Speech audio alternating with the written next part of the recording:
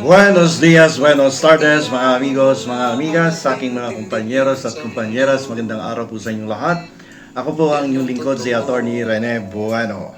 At ngayon po ay hihimayin po natin itong napakabigat pero napaka-importanting issue. At nung isang araw nga po ay may malagim pong insidente na naganap dyan sa San Jose National High School sa Tacloban City. At dalawang menor de edad po, no? Isang 14 anyos at isang 15 anyos ang involved dito sa insidente na to. Sila pong dalawa ang ayon po sa mga balitang ating nabasa ay nagpuslit po ng isang 9mm at isang 38 caliber na baril, no? Revolver to sa loob ng kanilang paaralan. Ang ginawa, namaril sila at unfortunately, tatlong estudyante ang pumanaw habang yung iba naman po ay seryosong sugatan. Nakakabahala po itong ganitong klaseng pangyayari, lalo na nangyari sa isang public school. Siyempre, ang reaksyon po ng mga netizens sa Facebook, sa TikTok, sa YouTube, sa Twitter o yung X ngayon, ang sinasabi ng mga netizens, ibitay na yan. O kaya ipakain na yan sa buwaya o sa pating. Pero bilang mga sibilisadong tao po tayo at tayo po ay rumirespeto sa mga batas na umiiral dito sa ating bansa, hindi po natin pwedeng pairali ng emosyon. So let's look at this gamit po ang tatlong anggulo. Unang-una, tingnan natin yung juvenile law at ang proseso ng trial. Importante pong malalaman natin yan, no? Yung pananagutan ng paaralan, yung school liability at ang gera ng jurisdiction sa pagitan ng NBI at ng Senado. Excuse me. Okay, so ano po ang magiging pananagutan ng mga suspect sa ilalim po ng Juvenile Justice Act? Dito sa Pilipinas po, hawak tayo ng Republic Act number 9344. Ito po yung tinatawag natin Juvenile Justice and Welfare Act na inamyendahan na po ito ng Republic Act 10630. Okay, so dahil magkaiba ang edad ng dalawang suspect, dito, magkaiba rin po ang trato sa kanila ng batas. Yung isa po kasi 15 anyos, di ba? Nabanggit ko kanina, 15 anyos. Yung isa naman 14 anyos. So yung approach ng batas dito, magkaiba when it comes to liability and how they will be tried in court at paano ang trato sa kanila. Okay, ganito po yan. Yung 14-year-old suspect under the existing law, kapag ikaw ay 15 anyos pababa, meron kang absolute exemption from criminal liability. Okay? So, ano ibig sabihin nito? Uwi na ba siya sa bahay nila para magpatuloy sa paglalaro ng Mobile Legends? No way, di ba? Nakapatay yung bata, di ba? Dahil seryosong krimen, ang murder o kaya homicide, automatic siyang dadalhin sa intensive juvenile intervention and support center. Ito po yung tinatawag na bahay pag-asa. Dadalhin siya sa loob ng bahay pag-asa. So, hindi siya dadalhin sa kulungan. Sa bahay pag-asa, ito po ang pagkakalam po ito ay nasa ilalim ng jurisdiction ng Department of Social Welfare, no, sa DSWD. Ito po ay isang mandatory rehabilitation environment. Hindi siya ikukulong kasama ng mga matatandang kriminal sa bilibid, yung may mga tato, no?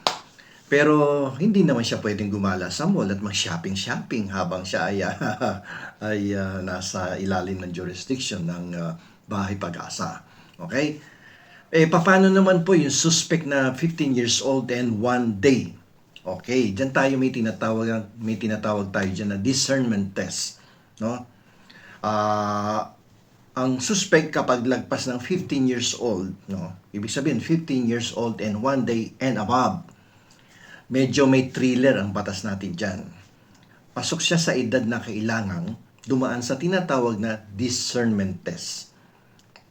Dito kailangang patunayan, no, sa piskalya na alam ng batang ito yung kaibahan ng tama at mali. Habang kinakalabit niya yung baril na hindi para naglalaro lang siya ng video game. So malalaman mo dito during the investigation. Alam ba ng batang ito yung kaibahan ng tama at mali, no? Bago o habang ginagawa niya at after niyang nagawa ang kanyang criminal act na pagbaril sa kanyang mga kapwa estudyante sa loob mismo ng kanyang paaralan. O dito importante itong stage na ito, no, para malaman kung siya ba ay parurusahan agad ng ating batas. Ang tanong papaano kung pumasa siya sa discernment test? Ito yung para malaman kung alam ba ng bata na tama ba yung ginawa niya o mali ba yung ginawa niya. So kung pumasa, ang tanong dito, may trial ba agad? Ang sagot, may trial agad, no? Kasi alam ng bata yung tama or mali, di ba? So proceed tayo sa trial. Hindi po iintayin ng korte na mag-18 anyos muna ang bata bago simulan ng paglilitis. Ang tawag sa kanya ngayon ay child in conflict with the law. Okay? So, yan yung 15 years old and 1 day and above but below 18 years old. Dahil ang krimen sa Tacloban po ay naging multiple murder to no? Madaming nasugatan, 3 yung namatay. So ito may parusang mahigit to sa 6 na taong kulong to. No? Hindi ito pwedeng daanin sa diversion program sa barangay level.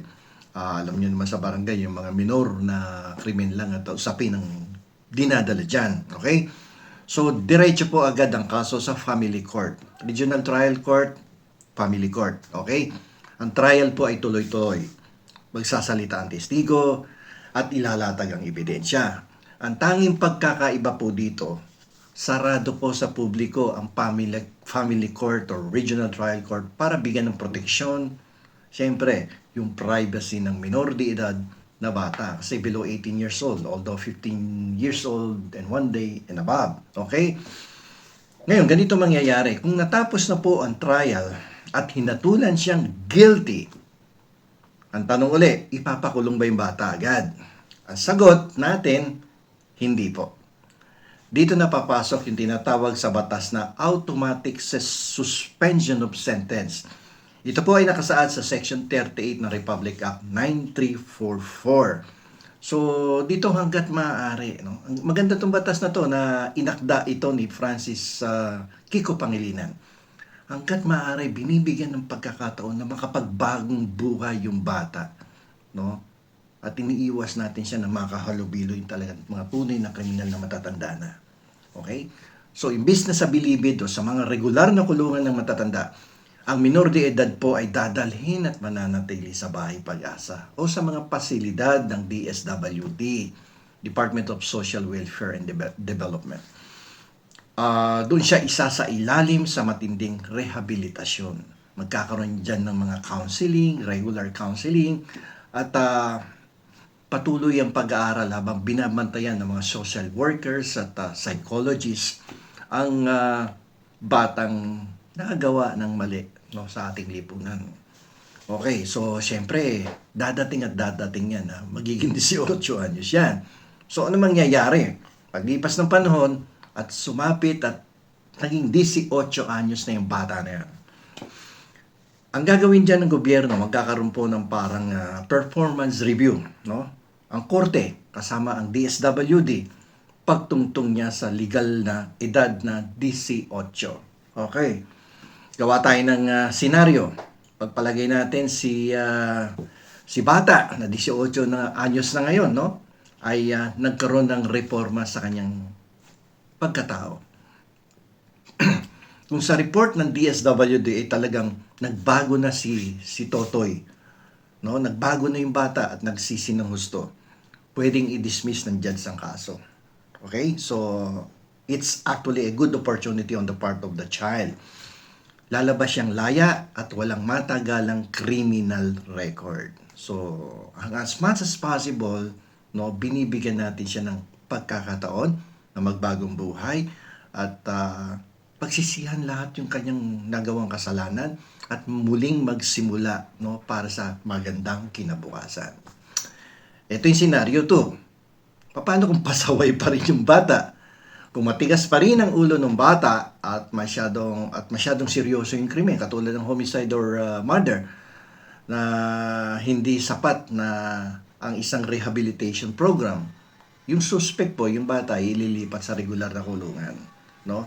Doon sa adult prison, sa Muntinlupa, para doon bunuin ang natitirang parusa. Dito papasok yung talagang ngipin at baksik ng batas. Ayaw mo mag-reforma, makulit ka pa rin, ha? Doon ka sa Muntinlupa. Okay. So kahit ilipat yan sa totoong kulungan, pagdating ng 18 niya, kasi makulit pa rin, may enjoy naman niya yung privilege mitigating circumstance of minority, no? Ibig sabihin, mas mababa po ang taon ng pagkakakulong na ipapataw sa kanya kumpara sa matatanda. At ganito yan, ibabawas din yung mga taon na inilagay niya sa loob ng bahay pag-asa. So kung makikita nyo, dalawa yung senaryo, isang tumino at isang patuloy na makulit na bata, no? Delikado pa ganyan. So diretso ka sa kulungan pagdating mo ng 18 anyos. So ang ganda ng batas, di ba? Bigyan ng opportunity yung gustong magbago at pinagsisisihan ng kasalanan, pero kung yung ayaw magbago at patuloy na nangungulit, punta ka dun sa kulungan ng matatanda. Okay? Ngayon, pag-usapan natin yung administrative liability ng school. Imaginin po ninyo mahigit 1,600 ang estudyante sa eskwelahan. Pero kung titignan ninyo, lumalabas dito sa kaso na to, 2 lang ang security guard. Kulang na lang sabihin, no? Kulang na lang sabitan ng agimatyo or anting-anting yung mga security guard sa dami ng babantayan nila. So, dito po pumapasok yung concept ng in loco parentis. O sa English, yung in place of a parent. No? In loco parentis concept. Kung titingnan po natin yung Article 218 and 219 ng Family Code of the Philippines, sinasabi po ng batas na ito na habang ang bata ay nasa loob po ng paaralan, yung pamunuan, yung administrative, no? Yung principal, yung mga guro, no? Sila po yung tumatayong magulang ng bata sa loob ng eskwelahan. Nasa jurisdiction nila yung mga bata. So, mayroong liability yan. No? Dahil yan, no, sila po ay principally and solidarily liable for damages. Ibig sabihin, may magkakasama silang pananagutan pagdating sa daños perjuicios, sa damages. Hindi yan makakaligtas kasi nangyari ang insidente sa loob ng paaralan na kung saan meron silang in loco parentis. Okay? Di ba? Yung substituted parental authority to na kung tawagin natin. So kapag nagdemanda ng quasi-delict sa ilalim ng Article 2176 o negligence sa mga magulang ng biktima, hindi pwedeng sabihin ng school na, hala, hindi naman namin alam na may dalang baril yung bata na yan, ba't nyo kami sisisihin? Hindi pwede yun. Hindi dahilan yan. Obligasyon po ng paaralan na magpakita ng diligence of a good father of a family. Yung pagkaunti ng guards, yung mga security guards at kawalan ng inspection, malinaw na yan po ay isang kapabayaan ng eskwelahan. Bakit mo pinapasok yung mga bata may dalang baril? May pa-stick-stick ka pa ganyan. Tapos di mo naman pala binubusisi yung bag ng bata. Okay? Paano yung tita? Yung tita dito ng mga bata, kamag-anak, pulis pala. Sila yung may-ari ng 9mm. Tsaka ng revolver. No? Sa ilalim po ng ating batas sa Republic Act 10591, yung gun control law, lagot si tita. Hindi lang siya masisisante ngayon sa kanyang serbisyo. Baka siya pa yung maunong makulong dahil sa hindi niya pag-iingat ng kanyang service firearm. Sabi nga ng batas, kung hindi mo kayang itago yung baril mo, huwag mo ipahiram doon sa pamangkin mo. Abay, ayan, kita mo, anong nangyari ngayon. Hindi mo tinago ng maigi, no? Hindi mo sinecure sa isang aparador, dapat sinusian mo yan. Ayan, nakuha ng pamangkin mo. Ano nangyari? Nakapinsala sa ibang estudyante. Patay at maraming sugatan na bata. Okay, so pumunta tayo doon sa anggulo ng NBI, tsaka yung grandstanding ng mga politiko. Sino ba dapat na mag-imbestiga dito? Kasi minarinig tayo, mag-iimbestiga na naman ng Senado. Kasi tuwing may ganitong malaking balita, asahan mo bukas sa makalawa, sa isang araw may maghahain na naman ng resolusyon sa Senado para magkaroon ng Senate hearing in aid of legislation. Let's be honest, minsan in aid of clout, in aid of re-election. So, dapat po nating na ipaglaban na iwanan ng investigasyon is strictly sa National Bureau of Investigation. Sila po yung otoridad dyan o kaya sa Philippine National Police. Huwag dun sa Senado or sa Kongreso. No? Ang dami, sila na mismo nagsasabi, ang daming nakabimbing batas dyan, ang daming gagawin. Tapos singit ng singit kada may mga insidenteng katulad nito, papasok resolution in aid of legislation, imbestigahan. Bakit? 'Di ba? In aid of legislation, discuss natin. Okay? Alam niyo po doon sa landmark case ni Bengson versus Senate Blue Ribbon Committee, alam ko na-discuss na din to sometime last year, no? Dito po nilinaw ng Korte Suprema sa Bengson versus Senate Blue Ribbon Committee na ang legislative inquiry po ay hindi pwedeng kapalit ng court trial or criminal investigation. Ang linaw niyan eh, no? Ganito yan, tingnan nyo ha. Yung NBI may forensic experts yan. May ballistics tracking yan. May child psychologist para kausapin ng mga traumatized na saksi ng, ng merong confidentiality ayon sa batas. Ano meron sa Senado? Ha? Ano meron sa Senado? Yung Senado, merong TV camera. Naka-YouTube live yan. YouTube live, Facebook live, no? Pati sa TikTok, no? So, ang Senado ay may TV camera, may YouTube live, may Facebook live, may TikTok live, no? Lahat meron yan. Merong microphone. At syempre, hindi mawawala, may politiko doon sa investigation. Hindi naman pwedeng i-cross-examine ng senador ang isang basyong ng bala para magsalita ito eh. At lalong hindi magandang i-televise sa mukha o kwento ng mga minor de edad na saksi dahil labag sa batas yan, no? Protektado ang mga bata pagdating sa mga ganyang usapin. So, tatanungin ninyo ako, kung di-imbestigahan ng Senado yan, in aid of legislation, anong gagawin natin? Mukhang kailangan merong baguhin sa mga umiiral na batas pagdating dyan sa Juvenile Justice Act na yan.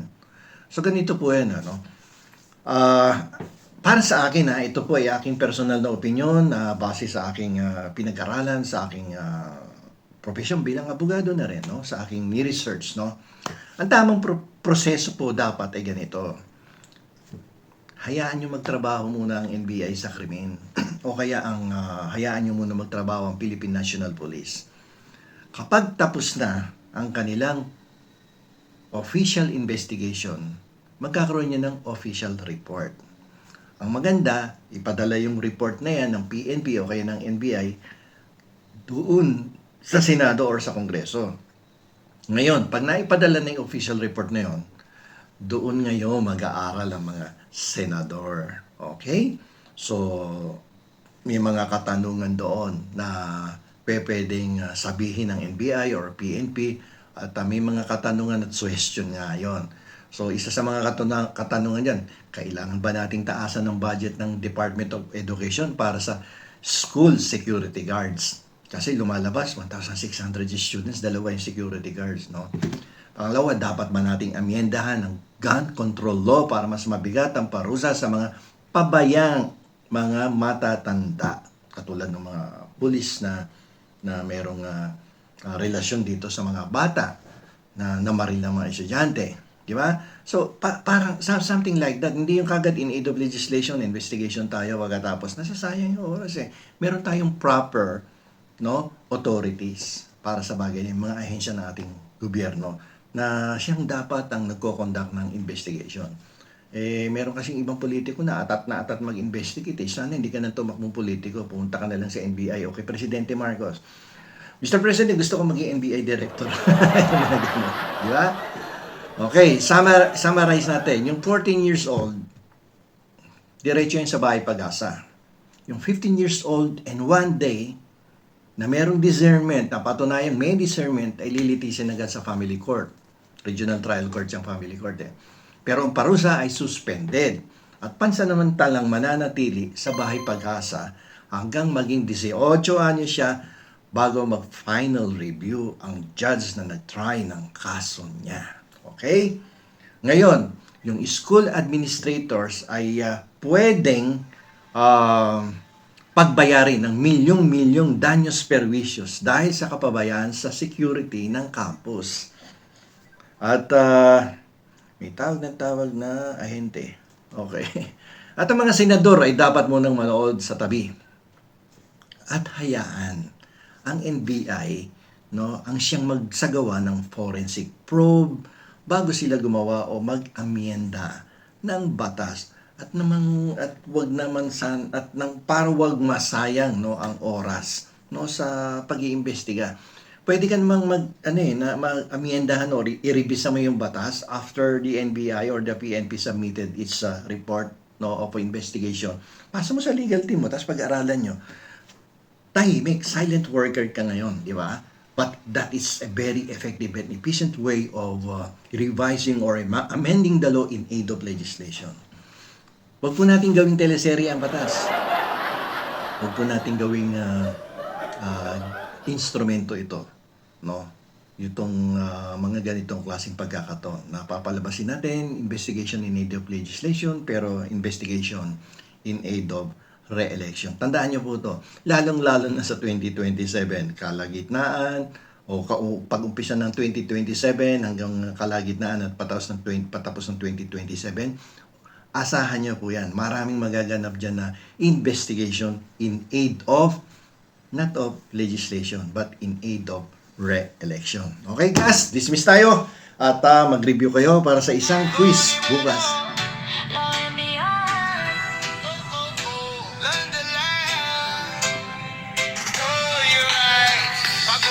Basa na ko